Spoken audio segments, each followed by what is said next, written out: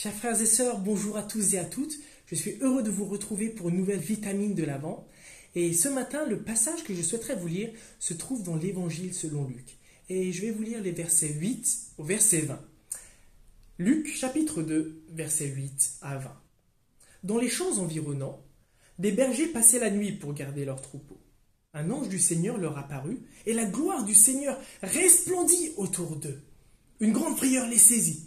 Mais l'ange leur dit, « N'ayez pas peur. Je vous annonce une nouvelle qui sera pour tout le peuple sujet d'une très grande joie.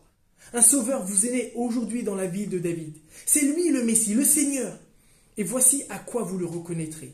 Vous trouverez un nouveau-né dans ses langes et couché dans une mangeoire. » Et tout à coup, apparut aux côtés de l'ange une multitude d'anges de l'armée céleste qui chantaient les louanges de Dieu.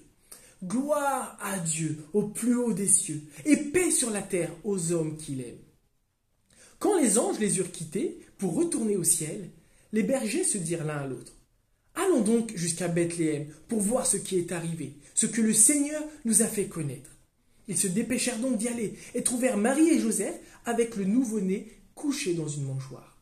Quand ils le virent, ils racontèrent ce qui leur avait été dit au sujet de cet enfant. Tous ceux qui entendirent le récit des bergers en furent très étonnés. Marie, elle, conservait le souvenir de toutes ces paroles et y repensait souvent. Les bergers s'en retournèrent, glorifiant et louant Dieu au sujet de tout ce qu'ils avaient vu et entendu. C'était bien ce que l'ange leur avait annoncé. À travers ce récit des bergers, témoins de la naissance du Christ, je souhaiterais souligner 2 points. Le premier, c'est celui que l'on trouve dans le verset 8. Dans les champs environnants, des bergers passaient la nuit pour garder leurs troupeaux. Ce simple verset nous rappelle que Jésus n'est pas né un 25 décembre.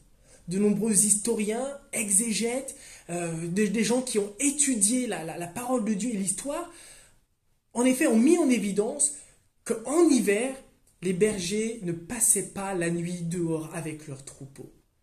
Et si je dis cela, c'est pour nous rappeler en effet que Jésus n'est pas né le 25 décembre. Et chaque année, différents débats, différentes polémiques autour de Noël réapparaissent. Et même dans les milieux chrétiens, certains accusant les chrétiens qui célèbrent Noël d'être idolâtres, de célébrer une fête païenne, d'être aveuglés spirituellement.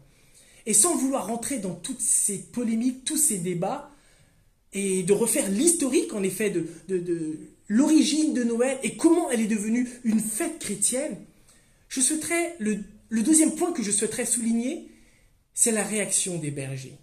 Alors que ceux-ci vont être dans un premier temps effrayés après la venue de cet ange auprès d'eux, ils vont se rendre à Bethléem. Et la réaction qu'ils vont avoir lorsqu'ils vont voir de leurs propres yeux le Messie, Marie, Joseph, ils vont rentrer, glorifiant et louant Dieu.